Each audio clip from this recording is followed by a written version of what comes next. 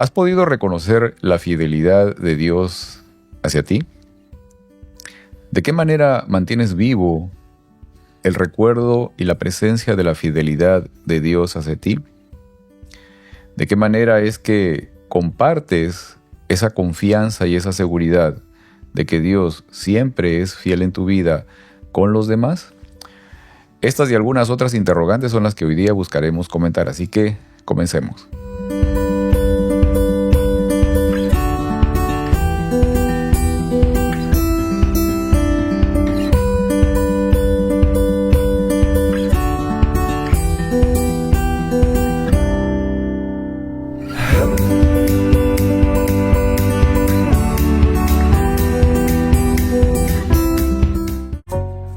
Hola, bienvenidos a este momento de estudio de la lección de Escuela Sabática. Hola, Heriberto. Hola, Pedro. ¿Cómo has estado, Heriberto? Muy bien, gracias a Dios. ¿Ocupado? Siempre ocupado. Siempre ocupado, esa es parte de la tarea de la vida diaria. Hoy día Margarita no está con nosotros. Le mandamos saludos a Margarita, esperemos que esté bien. Y bienvenidos sobre todo a nuestros amigos que hoy día nos acompañan. Gracias por estar también con nosotros, gracias por ser parte de este momento de estudio de la palabra de Dios. Y llegamos a la lección número 12, Heriberto. Una lección más y se termina este trimestre y ha sido muy interesante, realmente muy valioso digamos el estudio del libro de Josué. Creo que realmente nos ha podido entregar enseñanzas muy profundas. Creo que cada vez los temas que encontramos en las lecciones de Escuela Sabática nos ayudan a poder visualizar de una manera diferente las enseñanzas que podemos encontrar en las Escrituras. Y sobre todo, la oportunidad de poder conocer realmente quién es Dios. Creo que esa es la parte fundamental y que nos anima constantemente a poder seguir estudiando y buscando conocer al Señor. Y compartirlo sobre todo, ¿sí? A través de nuestra vida diaria. Pero ¿qué tal si empezamos con una oración? ¿Quieres orar, Heriberto? Sí, claro. Sí. Vamos a orar. Okay. Padre nuestro, gracias, Señor, por esta bendición de poder estar aquí otra vez más estudiando tu palabra. Ayúdanos a que esta lección nos ayude a acercarnos más a ti cada vez, al mismo que los oyentes también se beneficien y que pueda ser una bendición para todos ellos también. Gracias, Señor, porque tú eres bueno y para siempre es tu misericordia. Amén. Gracias en el nombre de Jesús. Amén. Amén. Y el título de la lección esta vez es Dios es fiel. Y quiero leer del libro de Josué, el capítulo 21, el versículo 45. Dice así: Y ni una sola de las buenas promesas del Señor a favor de Israel dejó de cumplirse, sino que cada una se cumplió al pie de la letra. Es muy interesante esto, que las promesas del Señor siempre se cumplen. En el libro La Teodicea del Amor, John Peckham menciona esto. En esencia, una de las partes principales de sus escritos es ¿no? El hecho de que, digamos, los propósitos, los planes, las promesas de Dios se llegan a cumplir con nosotros o a pesar de nosotros. Se llegan a cumplir definitivamente, o sea, ese es un hecho. Y eso debe animarnos también a mantener una confianza, ¿no? La confianza en que las promesas de Dios se cumplen. Heriberto, ¿has podido reconocer el cumplimiento de las promesas de Dios en tu vida? Muchas veces sí, claro. El simple hecho de levantarme cada día y sí, poder respirar y sentir la vida, las bendiciones que Dios nos da cada día, disfrutar de la naturaleza, y reconocer cómo es que Dios nos protege cada día de accidentes, de cosas que solamente cuando lleguemos al cielo nos vamos a dar cuenta de cuánto peligro Dios nos ha librado en esta vida. Y eso solo por contar el tema de los peligros, ¿eh? Sí. Muchas cosas realmente. Sí. Vamos a regresar a esa parte un poco más adelante en unos instantes. Si me pudieras ayudar, por favor, con leer lo que dice Josué, capítulo 21, versículos 43 al 45. Y la versión que tienes ahí es la versión hispanoamericana de traducción interconfesional. Me parece muy interesante esta versión. Ok. Dice: El Señor dio a Israel toda la tierra que había jurado dar a sus antepasados. Los israelitas la ocuparon y se establecieron en ella. El Señor les concedió paz en todo su territorio, tal como había jurado a sus antepasados. Ninguno de sus enemigos pudo hacerles frente, pues el Señor puso a todos ellos en manos de Israel. Ninguna de las magníficas promesas que el Señor había hecho a la casa de Israel falló. Todas se cumplieron. Wow. Todas las magníficas promesas que el Señor había hecho, ninguna falló. Todas se cumplieron. Ahora, dentro de las promesas bíblicas, no sé si has notado alguna vez, por ejemplo, Heriberto, o sea, ¿qué promesas bíblicas has podido reconocer que se cumplieron en tu vida, ¿no? Por ejemplo, yo tengo aquí estas citas, ¿no? Miramos Sí. ahí, ¿no? Por ejemplo, Primera de Juan capítulo 5, versículo 14 y 15, ¿no? Salmos 37, 25, Salmo 91, que es muy conocido. Yo lo que me recuerdo de esto, Pedro, es de que aún antes de que yo conociera a Dios, sabemos que Él ya nos conocía. Desde antes de haber nacido, Él ya nos había conocido. Y ahora yo mirando hacia atrás, he contado a veces cómo es que yo vivía, pues en realidad, fuera de la iglesia, haciendo de todo, viviendo solamente, como podemos decir, por la misericordia de Dios, que no perdí la vida, pero aún mirando hacia atrás, miro cómo es que la mano de Dios estuvo allí. Él tenía un plan y Dios me libró de muchos males, aunque yo no sabía, ni siquiera me daba cuenta del peligro. Ahora mirando hacia atrás en el que yo estaba, ahora mirando hacia atrás me doy cuenta de que solamente por la misericordia de Dios estamos aquí. Yeah. ¿Verdad? Amén. Amén.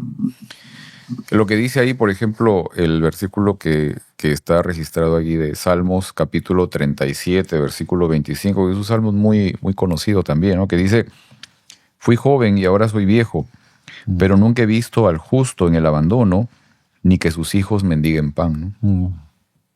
Esa es una realidad, o sea, y yo lo he podido ver en mi vida también, ¿no? No sé si alguna vez lo comenté aquí en el repaso de la lección, o sea, originalmente vengo de una familia bastante modesta, donde más de una vez tuvimos apremio, muchas dificultades para poder tener la comida del día, ¿no? Pero a pesar de todo ello, o sea, el Señor nos permitió seguir avanzando en la vida, ¿no? Y poder, digamos, encontrar una mayor estabilidad también en lo material, ¿no? Así como en lo espiritual. O sea, y esa parte, o sea, me hace recordar siempre estas promesas del Señor y cómo es que esas promesas se han cumplido también en mi vida, ¿no? Amén. Ahora, ¿de qué manera o digamos, cómo es de que este recordatorio, este reconocimiento, incluso el compartir con los demás estas experiencias del cumplimiento de la fidelidad de Dios, de las promesas de Dios en nuestras vidas, ¿de qué manera nos beneficia, ¿no? ¿Nos beneficiará de alguna forma? Oh, claro que sí, porque cada vez que viene una vez que nosotros reconocemos las promesas que se han cumplido en nuestras vidas, en mi vida, ahora para el futuro es como podemos decir que es una vacuna, ¿verdad? Porque ahora nosotros cada vez que sucede algo reconocemos de que Dios ha actuado en el pasado y no cabe duda de que Él va a actuar en el futuro y en el presente también. O sea, nos da una convicción, nos da una seguridad. Exacto. Nos da una seguridad.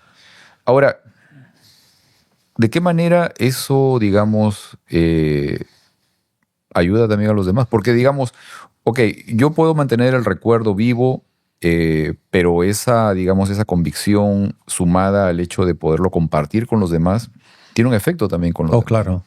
Claro, porque nosotros sabemos que no somos una isla. Todo lo que hacemos, todo lo que creemos, todo se manifiesta en nuestra relación con los demás. Y simplemente en mi vida veo que a veces hay problemas, porque los problemas no se terminan. Claro. O sea, nosotros no estamos libres de penas o de problemas. Ajá. El cristiano, al igual que el incrédulo, pasamos por lo mismo, por este mundo, y este mundo hay pecado y hay muerte, hay enfermedad, y nosotros no estamos exentos de eso. Ya, claro. ¿Verdad? Lo que sí tenemos nosotros es de que sabemos que Jesús está con nosotros. Amén. O sea, nosotros reconocemos de que vamos a pasar por pruebas, pero que no estamos solos. Eso hace toda la diferencia. Exacto. Porque si yo no conociera a Dios, y eso miramos en la sociedad ahora, cómo hay tantos suicidios, tantos problemas mentales, porque la presión es tanta de que es difícil soportarla. Exacto. ¿Verdad? No puede uno vivir con esa presión tan grande de que ¿cómo voy a solucionar esto? ¿Cómo voy a solucionar aquello?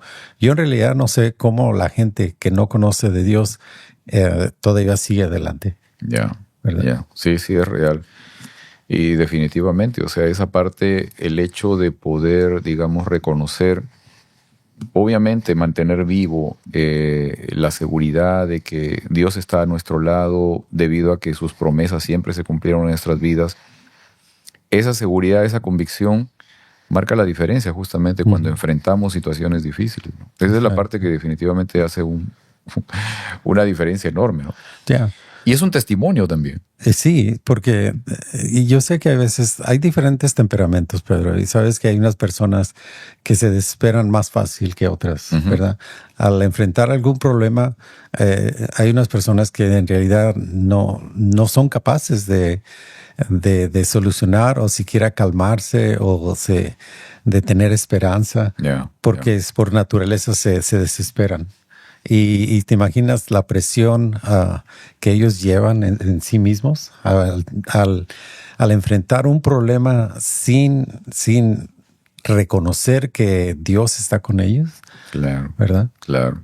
Ahora, unos tenemos quizá una resistencia más grande al encontrarnos con problemas.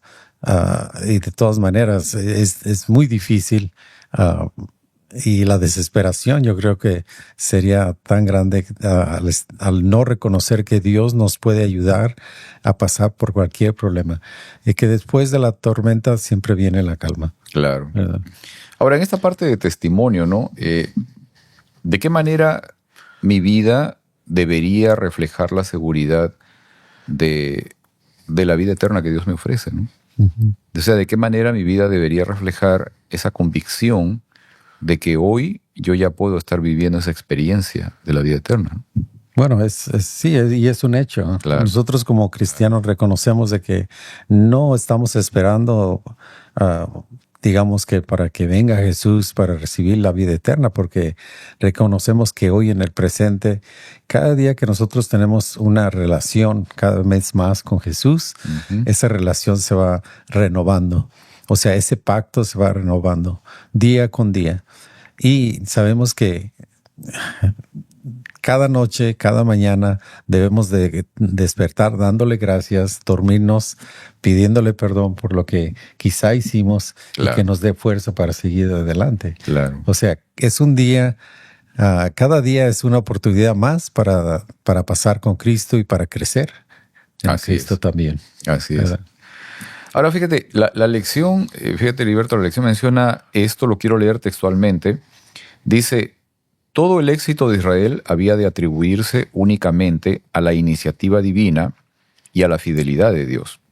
Lo mismo ocurre con nuestra salvación, porque por gracia han sido salvados por la fe. Y esto no proviene de ustedes, sino que es el don de Dios, no por obras, para que nadie se gloríe. Eso dice Efesios capítulo 2, versículos 8 y 9, ¿no? Ahora, en esta parte, o sea, en la afirmación que encontramos aquí, es que somos salvos por gracia, o sea, de manera inmerecida probablemente y gratuita. ¿Ok? Ahora, también somos salvos por la fe. Y esto es por el conocimiento de la persona de Cristo Jesús. O sea, porque de otra manera no podemos llegar a tener confianza en alguien. O sea, llegamos a tener confianza en alguien cuando llegamos a conocer a alguien. Exacto. ¿Ok? Y esto significa relación. Esa es la parte fundamental. Pero ¿por qué entonces el cristianismo en general, digamos, muchas veces se aferra a que debemos obedecer y cumplir para poder salvarnos, ¿no? Y es que es algo que yo creo para la naturaleza humana es más fácil. Para mí, si yo lo mirara de esa forma, sería más fácil. ¿Qué hago? ¿O qué tengo que hacer? Siempre es la pregunta, ¿qué tengo que hacer para hacer esto? ¿Qué tengo que hacer para que yo pueda lograr esto o aquello? Yeah. Esa es la pregunta principal que todo ser humano se pregunta. ¿Qué tengo que hacer? Lo mismo que pasó con Nicodemo, ¿verdad? ¿No fue lo que él le preguntó? Sí. Porque es la pregunta, ¿qué es lo que tengo que hacer? Claro. Y es la pregunta que la respuesta de Jesús fue, pues tienes que nacer de nuevo, lo que no tuvo ningún sentido. Aquel entendió lo que él estaba diciendo, pero no tenía sentido para él. Obviamente sí, él entendió. ¿Verdad? Él entendió esa parte. Y bueno, sí, hay unas cuestiones ahí muy interesantes en la conversación de Jesús con Nicodemo.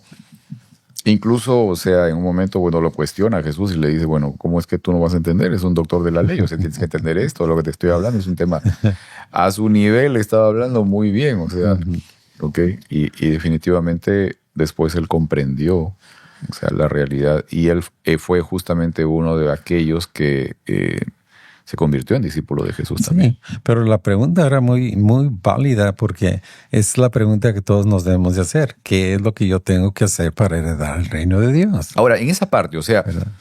Digamos, entrando en ese tema, ¿no? ¿Qué me llevaría a alcanzar la realidad de la salvación o de la vida eterna hoy, ¿no? No en el futuro, sino hoy. O sea, ¿qué es lo que me llevaría justamente a poder encontrar esa experiencia, ¿no? Y yo creo que para eso nos llevaríamos al momento en el que Jesús está en la cruz. Y ahí están los dos ladrones. Ok. Y uno de ellos estaba destinado a la perdición, a perderse. Ajá. ¿Verdad? O sea, los dos. Solamente que uno no le importó y dijo, haz algo, baja y sálvanos, sálvate a ti y sálvame a nosotros. Pues sí. ¿Verdad? O sea, no reconoció la naturaleza de Dios. Yeah. Pero sin en cambio el otro, que es lo que nosotros como respuesta deberíamos de dar también a los demás, es de que, esta persona no hizo nada malo, es una persona buena y no parece ser humano de naturaleza humana, se parece divino. Nosotros tenemos la oportunidad de mirar la naturaleza de Dios y de reconocer que era de naturaleza divina, así como de naturaleza humana también. Ajá. Y reconocer de que vino y murió por nosotros y murió por los pecados, para que nosotros tuviéramos una oportunidad. Y es lo que el ladrón reconoció. Okay. Yo reconozco que tú eres el Salvador del mundo. No así en esas palabras, pero entonces creyó. Claro, claro. Y fue salvo por eso. En ese momento, sin bautizarse, sin tener estudios bíblicos. Exacto. Creo que esa parte, digamos, implica justamente lo que acabas de mencionar, esa parte del reconocimiento. Uh-huh. Y para nosotros, digamos, ese reconocimiento se puede dar fácilmente a través del vínculo, ¿no? De la relación. Reconocer quién es, ¿no? Uh-huh, exacto. Eso es lo fundamental, o sea, poder reconocer quién es realmente Dios. Y yo no sé si este ladrón había escuchado antes de Jesús, quizás sí había escuchado algo de él y tuvo tiempo para recapacitar, de reconocer, y al mirarlo yo creo su rostro, mirar su actitud, a la actitud que él tenía a pesar de que él no había hecho nada malo, no era culpable, la actitud a los que le estaban dando muerte era de perdón. Uh-huh. Y eso fue lo que lo impactó, claro. Lo que hizo reconocer, mejor me arrepiento ahorita en este momento y tomo esta oportunidad. Exacto. ¿Verdad? Ahora, fíjate que mencionando, por ejemplo, el caso de lo que acabas de decir, ¿no? El caso del ladrón, bueno, del delincuente que estaba en la cruz al lado de Jesús, ¿no? Porque eran dos. Uh-huh. Ok. Pero ese reconocimiento de quién era la persona que estaba ahí a su lado, o sea, el reconocimiento de Dios, lo hizo recapacitar a él y lo hizo verse a sí mismo y arrepentirse. Uh-huh. Yeah. Pero al mismo tiempo volteó a donde el otro para también primero increparlo y después animarlo a que realmente cambie su actitud. O sea, fue a dar un testimonio también. Exacto. O sea, esa parte es una consecuencia natural de justamente encontrarme con esa posibilidad de reconocer quién es Dios. Actúa en mí, me cambia, pero también me ayuda, me anima a poder animar a los otros para poderlo hacer. Sí. Ahora fíjate, Heriberto, esta parte me parece muy interesante porque en este triángulo encontramos esa posibilidad de la relación con Dios y de la relación con el semejante, que es lo importante dentro de lo que conocemos como la religión. Es la relación, sí, tanto con Dios como con el semejante, el prójimo. y eso es lo que me lleva a otro punto, Pedro, porque hay muchas personas que no creen que, bueno, yo ya creí, yo ya me bauticé, pues ya yo lo único que tengo que ir es los sábados a la iglesia o los domingos, no sé, y ahí se termina el camino, el caminar. Claro. Sin embargo, así como tú mencionaste, es algo como podríamos decir que es natural. Una vez que nosotros conocemos de Jesús es, ¿quién está al lado mío? ¿Quién no sabe de lo que yo me he dado cuenta de que Dios es un Salvador? ¿A quién se lo digo? ¿Con quién lo comparto? Exacto. ¿Verdad? Esa parte creo que es muy importante porque justamente hace ver, refleja esa posibilidad de cómo es que nuestras vidas, al ser llenas por nuestra relación con Dios, van a generar esa posibilidad de transmitir también esa misma bendición, ese mismo efecto que ocurre en nosotros hacia los demás. Y creo que eso es lo fundamental en todo lo que significa de nuestra experiencia también de la vida eterna. Interesante. Quiero leer del libro de Josué el capítulo 6, los versículos 8, 12 y 13. Perdón, creo que estamos mal aquí, no lo escribí bien. Va a ser, sí, capítulo 6, déjame buscarlo mejor en la Biblia. Vamos a buscar aquí Josué, capítulo 6. Déjame ubicarlo.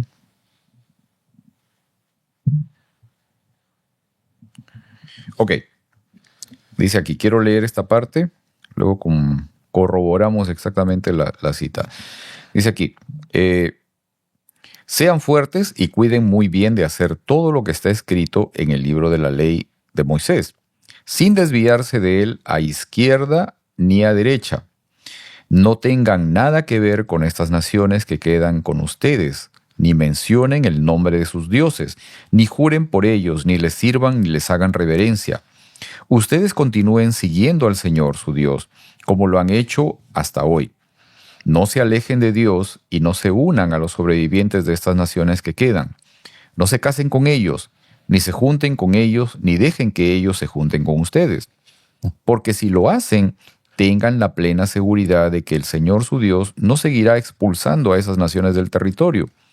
Ellos se convertirán en una trampa y en un lazo para ustedes. Serán un látigo golpeando sus espaldas y espinas en sus ojos, hasta que no quede ninguno de ustedes en esta buena tierra que el Señor su Dios les ha dado. Ahora, en estos versículos, Josué repite una frase que ha sido común en el libro, porque desde el comienzo, o sea, cuando a él el Señor lo llama, le expresa también esta frase, ¿no? Esfuérzate y sé valiente. ¿Okay?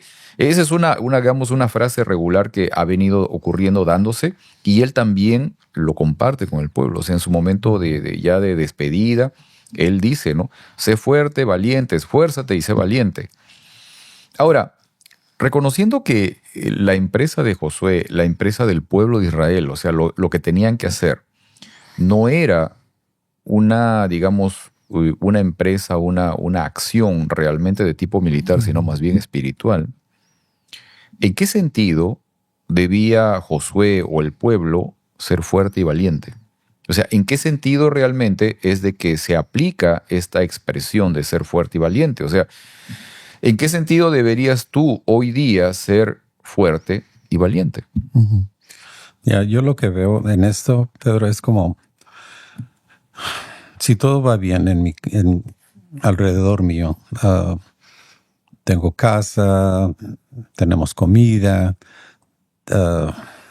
somos felices, no tenemos problemas.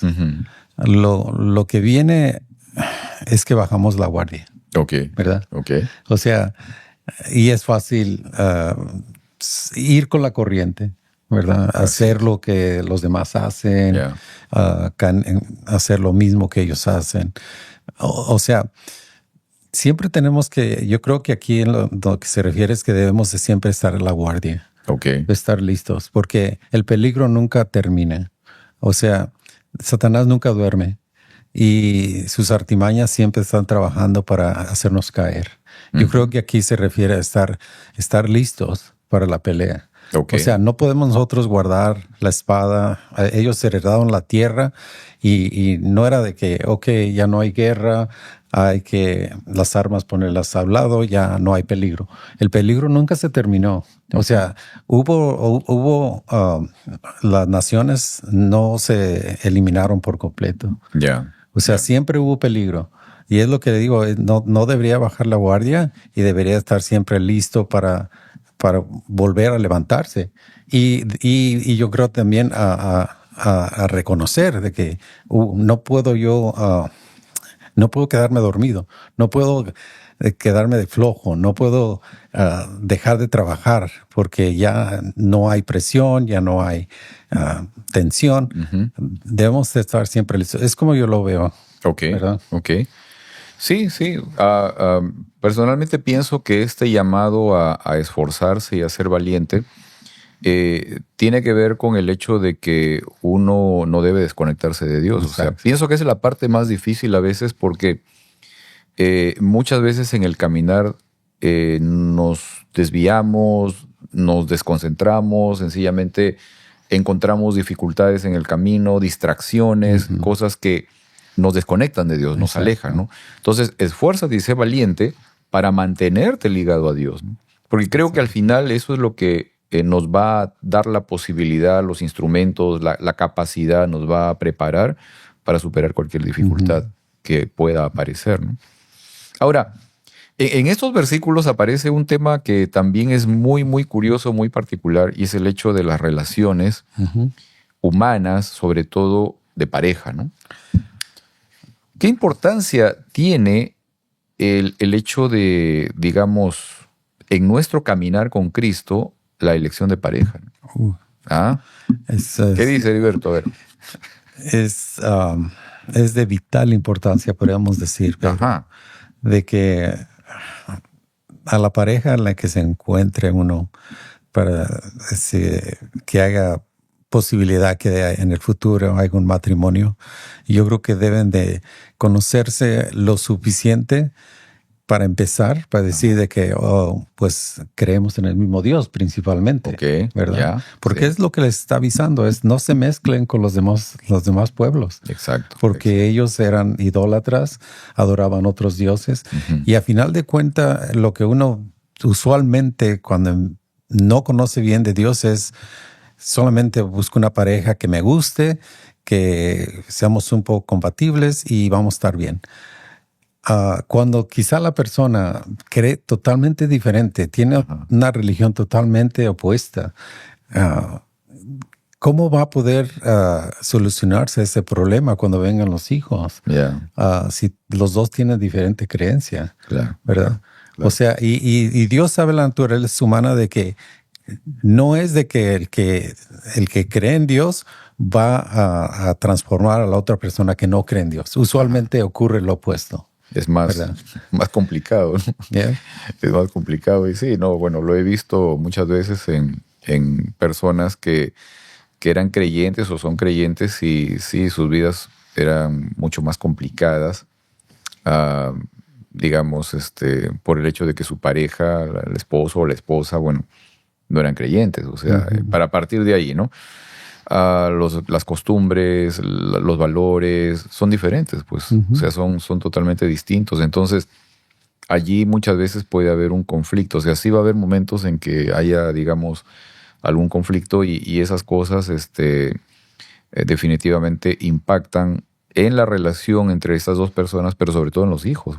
Sí. Claro, o sea, van a impactar en ellos, ¿no? Yo creo que antes tenían un buen un buen modo de solucionar este problema, Pedro, porque sabíamos que los noviazgos o los matrimonios eran arreglados. Ajá, ¿verdad? Por las familias. Y ellos sabían, porque los padres eran creyentes. Ajá. Y ellos ya habían visto a la otra persona y usualmente pues esa persona era de una familia que creían como ellos.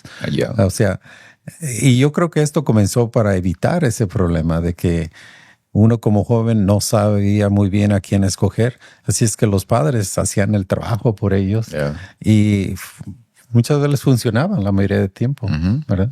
Bueno, es posible definitivamente. Bueno, hay culturas incluso en el presente que todavía mantienen esas tradiciones, esas costumbres, o sea, es real. O sea, esa parte hay cosas que no se han perdido y bueno, es algo que podría hacerse, ¿no?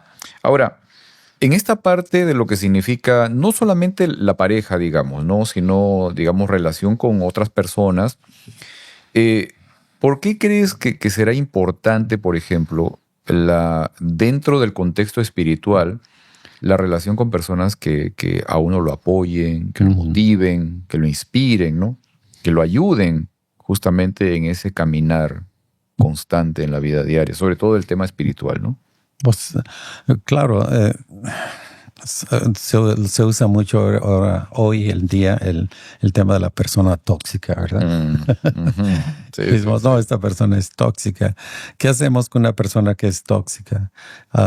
Pues en realidad, si no nos ayuda a nosotros a crecer, si no nos ayuda a nosotros espiritualmente a avanzar, o nos está jalando hacia atrás, pero no nos está ayudando a avanzar. Y esa era la otra pregunta que tenía. O sea, ¿cómo es de que deberíamos actuar frente a relaciones tóxicas, ¿no? Espiritualmente, sobre todo? Exacto. Y yo creo que no creo que da la impresión de que decir no debemos deshacernos de ellas, pero no hay otra forma de decirlo. Muchas veces hay que evitar a ciertas personas. Recuerdo las palabras de Jesús cuando hablaba con los discípulos. El contexto de esa conversación fue un momento en que ellos venían discutiendo de quién sería el mayor. O sea, venían en una caminata, ¿no? Venían hablando y conversando y Jesús iba adelante, pero los iba escuchando. O sea, y ellos venían conversando de quién sería el mayor. No, que yo soy el mayor, yo soy el más importante, no, es que yo tengo más años, no, que esto, o sea, pero uno de ellos trataba de ser el mayor que los demás. Pero ya cuando llegaron a un punto, Jesús les pregunta, ¿no? ¿Qué venían discutiendo, ¿no? ¿De qué venían hablando? Y entonces, después de un poco de hablar con ellos, Él les menciona una figura bastante, digamos, hasta medio macabra, ¿no? Oye, si tu ojo te es motivo para perderte, sácatelo, ¿no? Si tu mano te es motivo de perderte, mejor sácatela, córtatela, ¿no? Mejor te es entrar manco al cielo y no que con los dos brazos te vayas al infierno, dice, ¿no? O si tu pie te es motivo pues, de perdición, mejor córtatelo, ¿no? Mostrando esto también de que algunas veces tenemos que desprendernos de algunas cosas, relaciones probablemente también, que puedan significar un dolor, ¿no? Sí. Que puedan significar, digamos, algo que sea extremo. Pero por nuestro bien. Sí, Pedro, pero aquí debemos de tener cuidado también porque muchas veces ya muchos de nosotros entramos en una relación y aún en un matrimonio que era con otra persona que no creía como nosotros. O sea, hay matrimonios que podemos decir sí, claro, que la otra persona no es compatible, no cree en Dios y es podemos decir, hasta tóxica. Okay. O sea, en ese caso no queremos destruir matrimonios, decir que debe de separarse tampoco, ¿verdad? Pero podría haber habido prevención, ¿no? Pues sí, pero ya pasaron eso. Ahora la solución para esto es diferente. No podemos evitar al esposo. Claro, es un caso distinto ya, ¿no? Sí. Un caso, y fíjate, Pablo habla de eso también. O sea, porque Pablo también menciona de que si tú eres creyente y tu pareja, no sé, tu esposo o tu esposa no lo es, él dice, no es que tienes que divorciarte, o sea, no, más bien tú mantén, o sea, tu fe, tu confianza, porque posiblemente eso al final lleve Exacto. a tu pareja a una conversión. Sí, y esto lo hemos visto muchas veces que en la iglesia hay muchas peticiones y se pide muchas veces, la mayoría del tiempo es por los hijos, Claro. pero muchas veces también es por la pareja, ¿verdad? Exacto. Y vemos muchas parejas que yo no conozco al esposo o yo no conozco a la esposa, nunca la he visto. Quiere decir que él no está en la iglesia tampoco, ¿verdad? Pero para estos casos, así como dice Pablo, debemos de orar por esas personas. Claro. Orar y orar hasta que Dios de alguna manera va a obrar y así como va a traer a los hijos, también va a traer al esposo. Ahora, fíjate, Heriberto, que el tema de, digamos, de complicaciones con otras personas, también con la pareja, se dan dentro de un contexto de igualdad o desigualdad en cuanto a creencia y valores. O sea, los problemas, digamos, dentro de un hogar van a existir, ya sea los dos creyentes o no creyentes, sí, o uno de los dos nada más. O sea, eso se va a dar, o sea, esa parte se da. Porque existe un enemigo que busca justamente debilitar a las personas, destruirlas, digamos, destruir vínculos que son realmente el soporte y la estructura fundamental de toda la sociedad, o sea, la familia. ¿Okay? Entonces, en esa parte, sí, o sea, hay ataques constantemente y eso, digamos, puede agravarse, puede verse, digamos, incrementada cuando las personas no son, digamos, no mantienen una misma creencia, una misma forma de ver la vida, etcétera, etcétera, ¿no? Pero de que puede darse, definitivamente, o sea, se da, los ataques se dan, ¿no? Y lamentablemente a veces vemos los resultados, incluso en estas congregaciones, ¿no? Parejas divididas, etcétera. O sea, eso ocurre definitivamente. Y es una cuestión de poder también, de cierta manera, ayudar, orar por esas personas, tratar de que esas personas, esas parejas encuentren un apoyo también dentro del grupo, digamos, de la comunidad religiosa en la que uno asiste, ¿no? Que atiende, sí, ¿no? Sí, porque la Biblia habla de, no sé en qué pasaje, donde habla como si hay una cuerda, ¿verdad? Que lleva diferentes hilos. Es claro que es más fuerte. Claro. ¿Verdad? Y por eso es que cuando hay un matrimonio... Eclesiastés, sí. Sí. Cuerda de tres no se rompe tan fácil. No se rompe. No. ¿Y cuál es la tercera? Esa es la tercera. Es Cristo Jesús, cuando es la que hace la fuerza. Exacto. Y como dices tú, sí va a haber muchos problemas, pero siempre cuando tiene la ayuda de la pareja es mucho más fácil sobreponerse a cualquier problema. Claro. La pareja, porque ya una vez uniéndose los dos, entonces es cuando Dios actúa. Y Dios ayuda y es la tercera persona. Exacto. Cuerda de tres no se rompe tan fácilmente. Yeah. Eso es. Bueno, lo recuerdo porque es uno de los lemas que tenemos con mi esposa también, o sea, ese versículo. Muy bien. Quiero leer del libro de Josué, capítulo 23, versículo 11. Y leo esto también de la versión Biblia Hispanoamericana de Traducción Interconfesional. Dice esto: procuren con todo empeño amar al Señor su Dios. En ello les va la vida. Me pareció interesante esta versión porque añade justamente esta parte, ¿no? De cuán crucial es digamos, este llamado a amar al Señor. Dice, porque en ello les va la vida. O sea, este es un asunto del cual depende tu vida. Y estamos hablando de vida eterna o muerte eterna. ¿Ok? Esa es la parte crucial, esa es la parte fundamental. Ahora, Josué está haciendo un llamado, o sea, está, digamos, dentro de lo que es su oración, su pedido, el darles ánimo, consejo, etcétera, también está llamando justamente a que el pueblo, las personas individualmente, lleguen a amar al Señor. Ahora, obviamente para llegar a amar a alguien, hay necesidad de conocerlo, de conocer a esa persona. ¿Ok? Y la lección hace referencia también al mandamiento. Deuteronomio capítulo 6, versículo 5, que dice: ama al Señor tu Dios con todo tu corazón, con toda tu alma y con todas tus fuerzas. ¿Ok? Y esto, digamos, es que está pidiendo al creyente a amar al Señor. Ahora, nosotros entendemos de que el amor es algo que no puede exigirse. O sea, no puede ser obligado, no es obligatorio, no puede forzarse. De lo contrario, dejaría de ser realmente amor.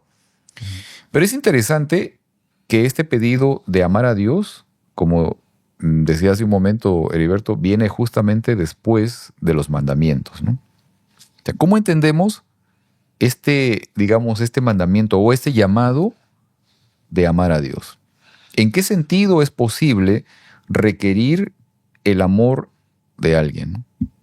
O sea, ¿en qué sentido es posible que Dios te diga, oye, ámame a mí? O sea, ¿en qué sentido es posible eso, no? Sin que, digamos, llegue a ser una obligación y que obviamente altere todo aquello que representa verdaderamente amor. Porque para que pueda darse el amor, tiene que darse en libertad. Yo creo que aquí, Pedro, el anterior dice procurar, ¿verdad? Procurar. Se entiende mejor como debemos de tratar de amarlo, ¿verdad? Yo creo que Dios no puede, como dices tú, no puede forzar a nadie. Ajá. El amor debe nacer natural y por opción Ahora, fíjate que ahora que mencionas esa parte, ¿no? De que Dios no puede obligar a nadie, digamos, Dios tiene todo el poder. Sí. Ok. Podría forzarte a hacer algunas cosas. Él nos creó. Pero fíjate, hay un tema que Él nos entrega a todos. Y en esa parte, o sea, con nuestros amigos, ¿no? El tema de la libertad es un elemento fundamental que el Señor entrega a todas sus criaturas. Porque sin ese elemento fundamental no existiría o no se podría dar aquello que representa su carácter en esencia, que es el amor. Sin libertad no existe eso. Exacto. Y al forzarnos a que Él lo puede hacer, violaría su propia ley. Exacto. O sea, su propia carácter, su esencia. Exacto. Es la parte, ¿no? O sea, no sería el mismo, ¿no? Exacto. Y ese es el elemento, ese es uno de los elementos de acusación, justamente, contra Dios. Que Él no es realmente quien dice ser. Entonces, si el Señor forzaría a las personas a que lo amaran, o sea, obviamente, de inmediato, Satanás tendría razón en su acusación. Y esa es una de las razones por las que muchos no creen en Dios o optan por no aceptarlo como el creador. Es porque no entienden el hecho del sufrimiento, ¿verdad? Piensan que si Dios fuese Dios y fuese todopoderoso, entonces, el diablo no existiría. Y por lo tanto, el dolor, la muerte tampoco existiría. Exacto. Pero sabemos que esto tuvo un comienzo. Así y Dios tiene un propósito. Y es eso mismo, de que por el libre albedrío que el mismo Satanás tiene, Dios optó por amarlo. Exacto. Aún a Él, por darle una oportunidad más. Y no destruirlo inmediatamente. No destruirlo inmediatamente.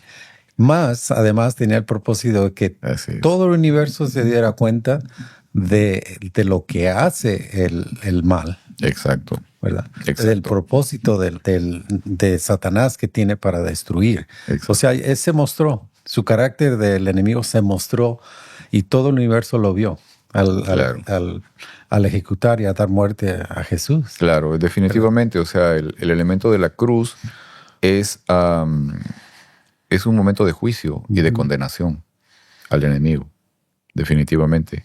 Y esta parte, digamos, de la interrogante que aparece también en lo que estabas mencionando, del por qué existe el pecado en un universo, en una condición de completa perfección.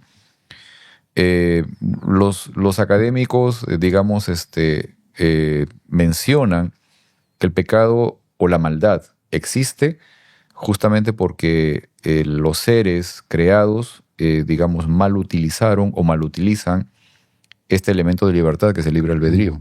Entonces, con ese mal uso es que ocurre justamente esta posibilidad de la existencia del mal en el universo. Y también en nosotros. O sea, nosotros también entramos en esa misma condición del mal uso de ese don que Dios nos da, que es la libertad, el libre albedrío, la capacidad de elegir libremente. Ahora, tenemos ahí unos versículos, Juan capítulo 13, versículo 34, no sé si lo puedes leer, Heriberto. Sí.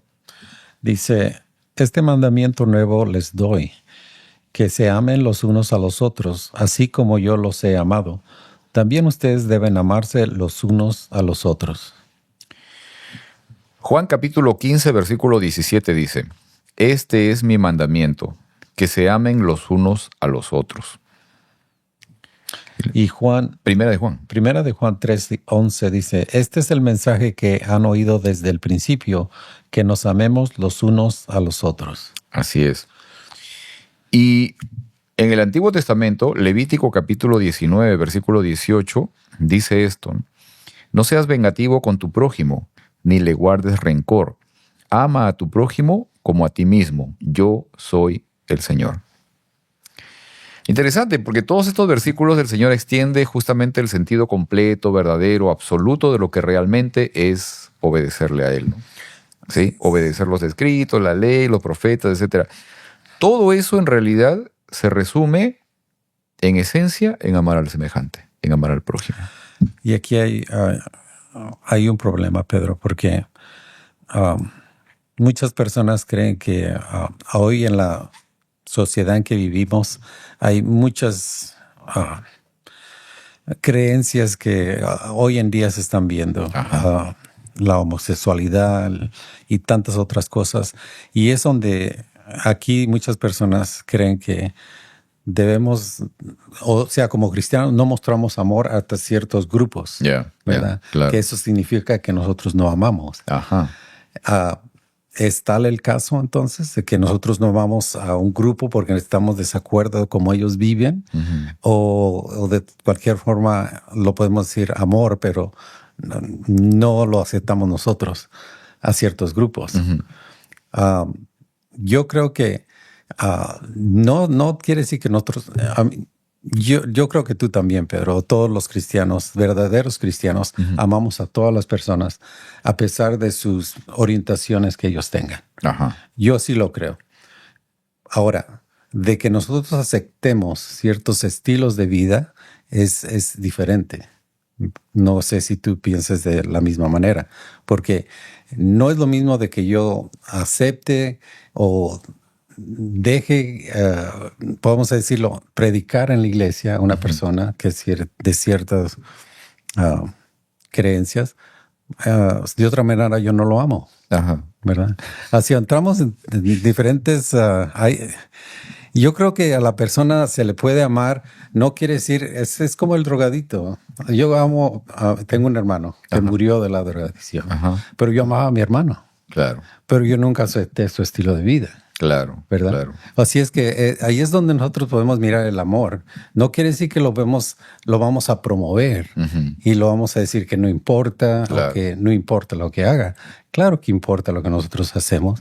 Y yo amé a mi hermano hasta el último momento. Claro. Pero yo lo amé de diferente forma, de que yo le mostraba que lo amaba al darle mi oído. Lo escuchaba, lo ayudaba cuando podía.